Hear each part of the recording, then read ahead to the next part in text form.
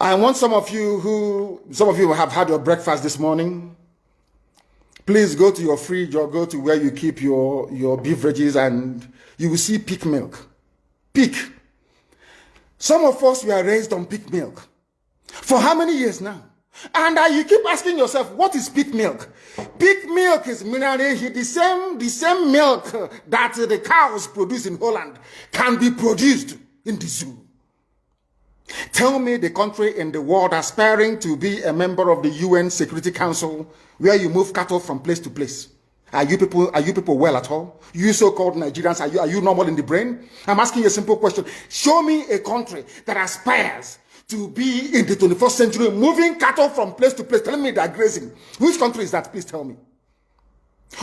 All of you don't have any shame. When you have people, an entire presidency coming out to defend a very primitive, archaic agricultural practice, then you know you embrace serious mess. You are in one almighty trouble, I'm telling you. You people are in a mess. The Holland that you get your peak milk from, do they move cattle from Rotterdam to Amsterdam? I'm asking you a simple question. But they produce the peak milk that you're drinking every blessed day. Why can't Fulani produce peak milk in Sokoto? Why can't they produce Carnation milk in Kano? They have the cattle.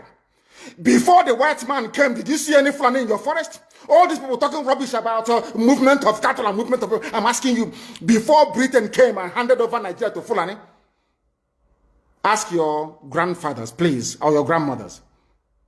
Ask them.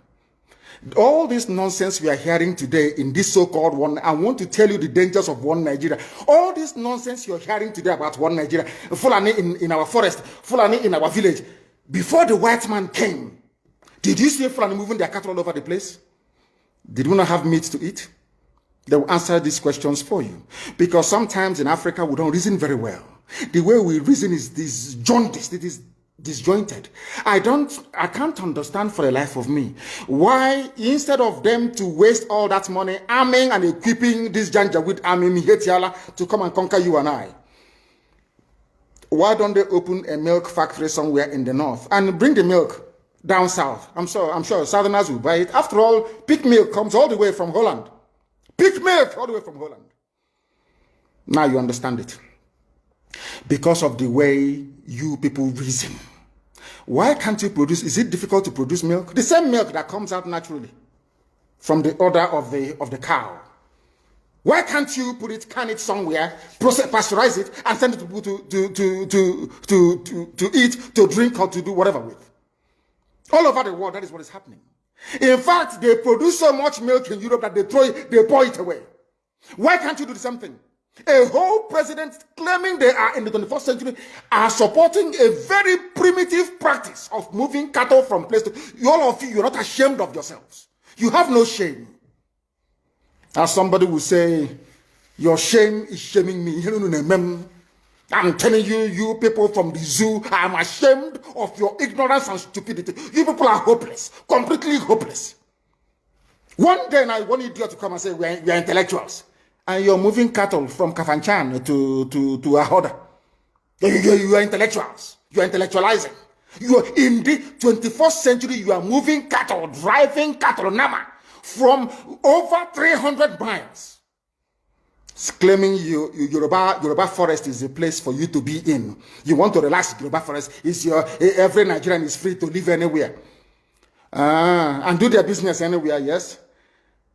But when an Igbo man tries to sell beer in Kano, you destroy it.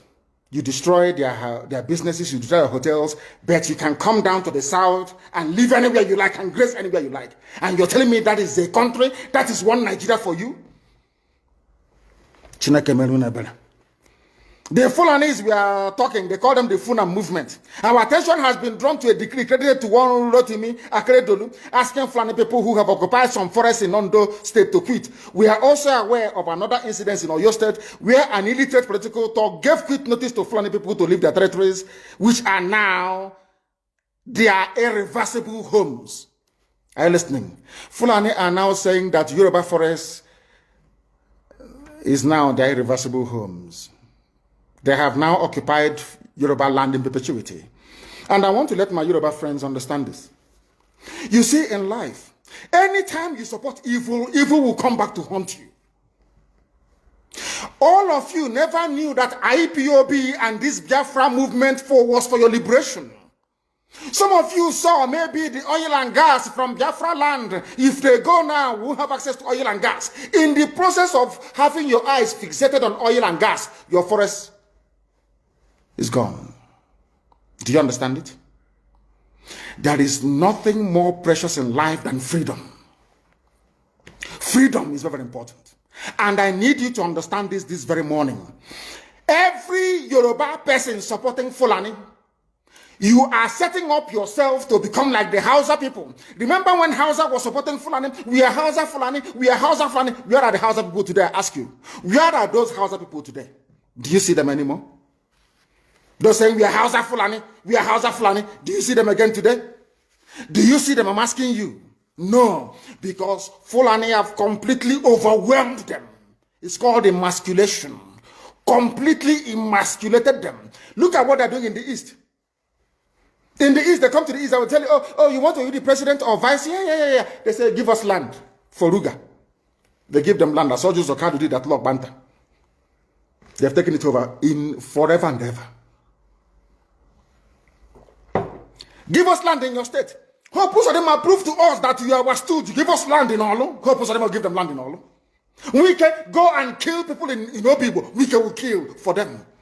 How many Fulani governors are prepared to kill bandits? I didn't say normal people. I'm talking about armed, dangerous bandits. How many Fulani governors? Go and read your newspapers, you will see it there. Fulani governors are negotiating with them, giving them arms, giving them vehicles, making sure that their life is no longer a misery. But see, they come down to the south. They tell you, give us land for Ruga. Go and kill your people to prove to us that you're one Nigerian. That was why Obi was talking rubbish. Was yesterday or 2 days ago. Supported by the BBC. The problem you people have in Nigeria is this. Your journalists, you see people, Punch newspaper, Tribune, Vanguard, and Nation, they are your second worst enemies. I'm telling you the truth. They can never, ever be objective in their reportage. Never, ever, ever. That's why all of you are suffering. But you don't know it. They were the same people used to scuttle the NSAS protest. Of course, some of you went about looking for Indomie in warehouses. Typical black people. Any revolution that is coming now, you must stand very firm. They'll say, oh, you're Igbo. Oh, you're Yoruba. Oh, you are from Europe. Don't join them. It's our turn in 2023. If you do this, you will scuttle our chances of becoming the president in 2023. Ask yourself, all of them that have been president from time immemorial, what benefit has it brought to you as a human being? Absolutely nothing. So you have nothing to lose. Absolutely nothing to lose. You look at them now, how they have now descended on Yoruba people, asking them to concede, give us your forest, we must graze, we must do this, we must do that. And slowly, before your eyes, they are giving in, they are capitulating, they are allowing them to go, if you don't give it to us, so Tinubu will not be president in 2023. Tinubu won't be the president. That's what I'm saying to you. And foolishly, you will agree and hand over your land to them. And once they take your land over from you, look at Hausa. Because there is a saying where we come from. If you want to know what your life is going to become in the future, look at Hausa people. If you want to understand appreciate, I will say, the life that you are about to bequeath to your children and grandchildren, look at Hausa people. Is there any Hausa governor today? Is there any Hausa emir? Is their land though? Katsina is Hausa land. Kanu is Hausa land. Sokoto is Hausa land. Hausa people own it, indigenous to those areas. I'm asking you this question. Is there any Hausa man who is an emir in the north? The answer is no. Something's going to happen to you.